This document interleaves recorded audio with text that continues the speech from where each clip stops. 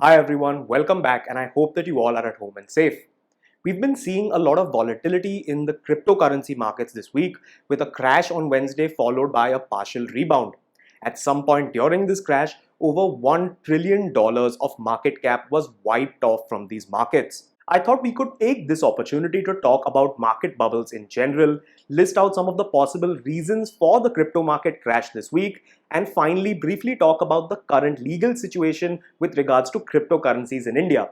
So let's get started. An economist by the name of Minsky was the first to come up with the 5 different stages in the life cycle of a market bubble, and some of these are quite relevant to the crypto market crash that we saw this week. The first stage here is displacement.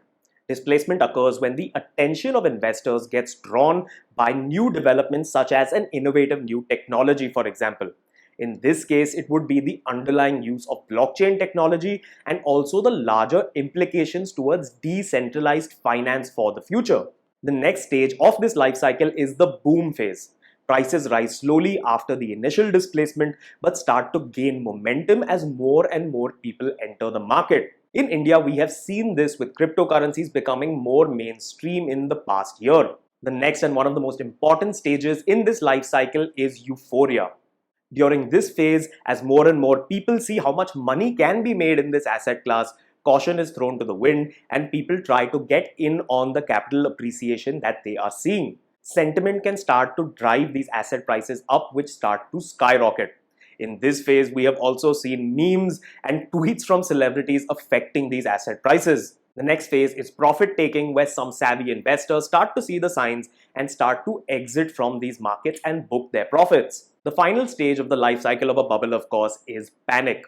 In this stage, even minor events can dent sentiments, which have, of course, become a bit of a driving force. People try to exit the market at the same time, supply increases and starts to exceed demand, and the price of the asset starts to drop. An example of this in the cryptocurrency world can be seen in Dogecoin. Dogecoin was actually based on the Shiba dog memes that we would see back in the day and was started off as a bit of a joke and a meme currency. Over time, as Dogecoin got more popular, its price rise was driven by sentiment and a movement by investors on Reddit and Twitter who wanted to get the price of Dogecoin to $1.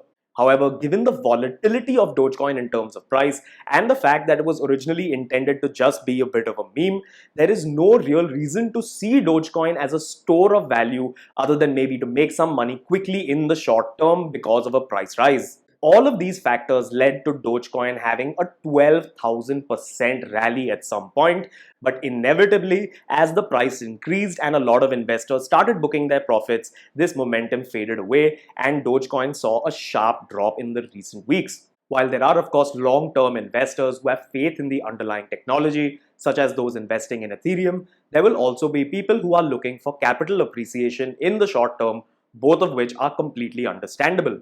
We spoke about how in the crypto world we have seen memes and online activity impacting investor sentiment.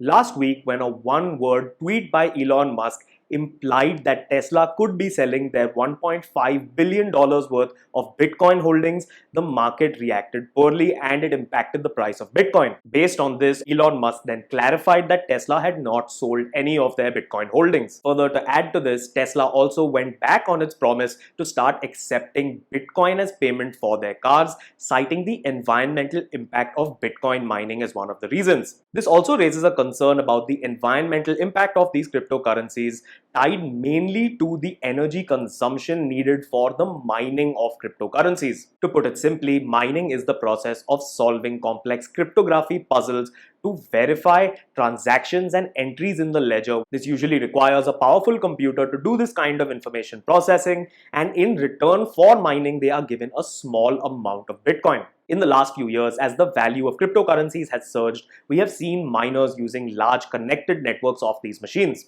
To give you an example of this, a recent report suggested that Bitcoin mining in 1 year takes up more energy than the entire electricity consumption of Argentina. In a recent example in the US, a private equity firm purchased an abandoned coal power plant, spent $65 million to refurbish and convert it to natural gas, only to power machines that were working on Bitcoin mining. The other reason cited by most reports for this crypto crash is China's increasing clampdown on cryptocurrency transactions. Currently, China has barred its financial institutions and payment companies from providing any services related to cryptocurrency transactions. This means that banks and online payment channels cannot provide any services related to the buying, trading, or settlement of cryptocurrency transactions. Further, in their announcement, they surmise that virtual currencies are not backed up by any real value. All these factors came together on Wednesday to cause a sharp correction in cryptocurrency markets. However, there has been a partial rebound since then. Now let's briefly talk about the current situation with regards to cryptocurrencies in India. In 2018, the RBI had banned all banks from allowing their customers to trade in cryptocurrencies. However, in February 2020, this ban was overturned by the Supreme Court because of a petition filed by cryptocurrency entrepreneurs and the Indian Internet Industry Association, or the IAMAI. Currently, there is no regulatory framework for cryptocurrencies. However, there is some hope now, as a report by the Economic Times earlier this week suggested that the government is looking to form a new panel to regulate cryptocurrencies in India. Further, they also suggested that the government now views an older report from 2019 suggesting a blanket ban on cryptocurrencies in India to be a bit outdated. Alright everyone, I hope that this video helped explain how market bubbles form and the reasons behind the sharp correction or crash in cryptocurrency markets earlier this week. The original promise of cryptocurrencies was to bring about a global system of decentralized finance, as opposed to the system we have today, where central banks around the world control the supply of their currencies. However, as more and more people get introduced to cryptocurrencies as an asset class and as an investment, there are bound to be some ups and downs in this market until it starts to stabilize in the long term. As always, if you enjoyed the content, please do remember to like the video and to subscribe to the channel, and I shall see you all again soon. Thank you.